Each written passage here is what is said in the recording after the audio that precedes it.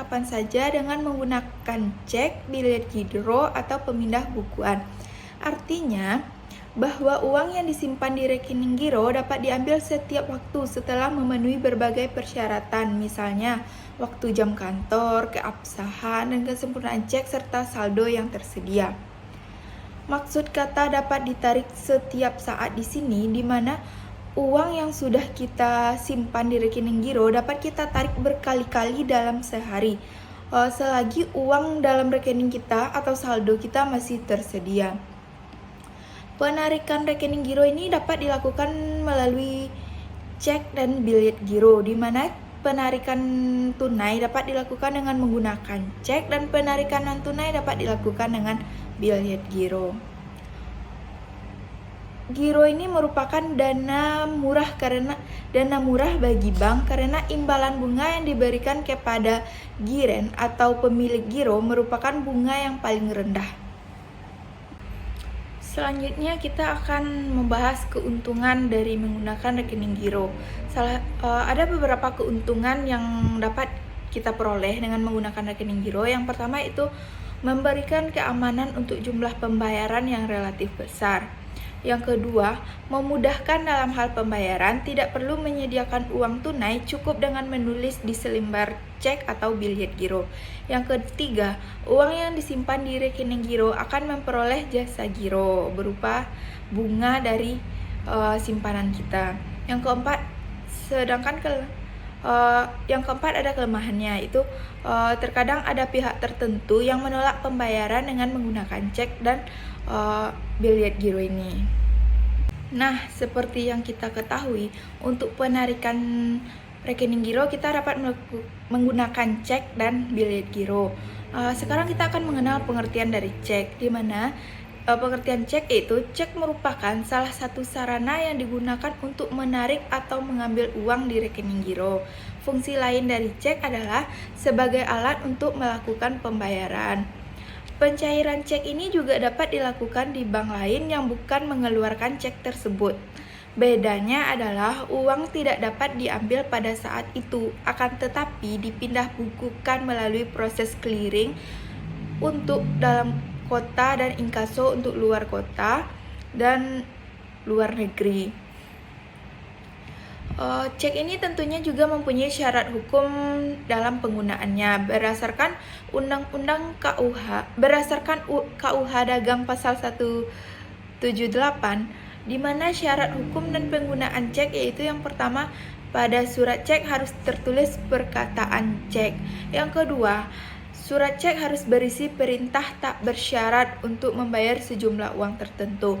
Dan yang ketiga, nama bank yang harus membayar harus tertera di dalam cek. Yang keempat, penyebutan tanggal dan tempat cek dikeluarkan. Dan yang terakhir, harus ada tanda tangan penarik. Nah, cek ini juga mempunyai berbagai macam jenis-jenis cek.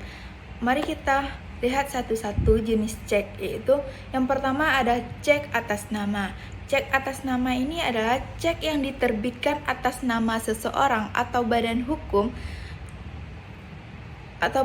tertentu yang tertulis di dalam cek tersebut. Yang kedua ada cek atas unjuk. Cek atas unjuk ini merupakan kebalikan dari cek atas nama, di mana di dalam cek atas unjuk tidak tertulis nama seseorang atau badan hukum tertentu. Cek dapat diuangkan oleh si pembawa cek. Yang ketiga ada cek silang. Cek silang itu yaitu cek yang di pojok kiri atas diberi dua tanda silang. Cek ini sengaja diberi silang sehingga fungsi cek yang semulanya tunai berubah menjadi non-tunai atau sebagai pemindah bukuan. Yang keempat ada cek mundur, yaitu cek yang diberi tanggal mundur dari tanggal sekarang. Yang kelima ada cek kosong, yaitu cek yang dananya tidak tersedia di dalam rekening giro. Itulah jenis-jenis cek tersebut.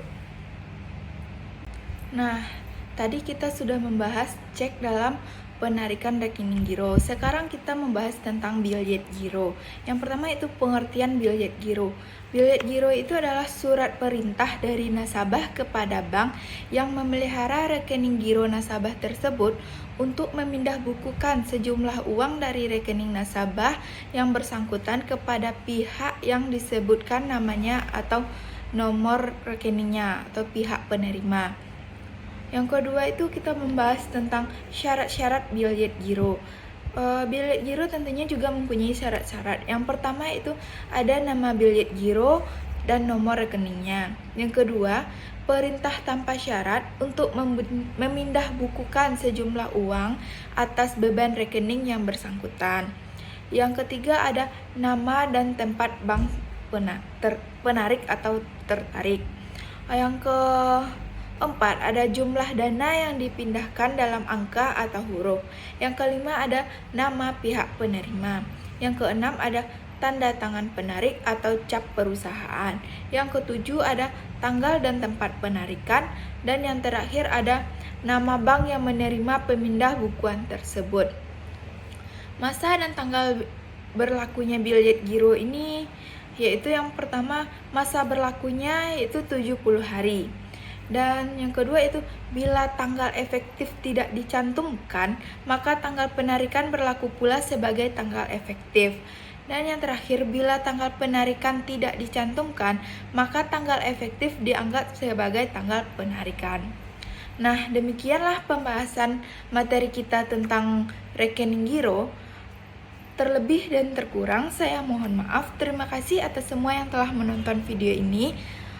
Assalamualaikum warahmatullahi wabarakatuh. Dadah.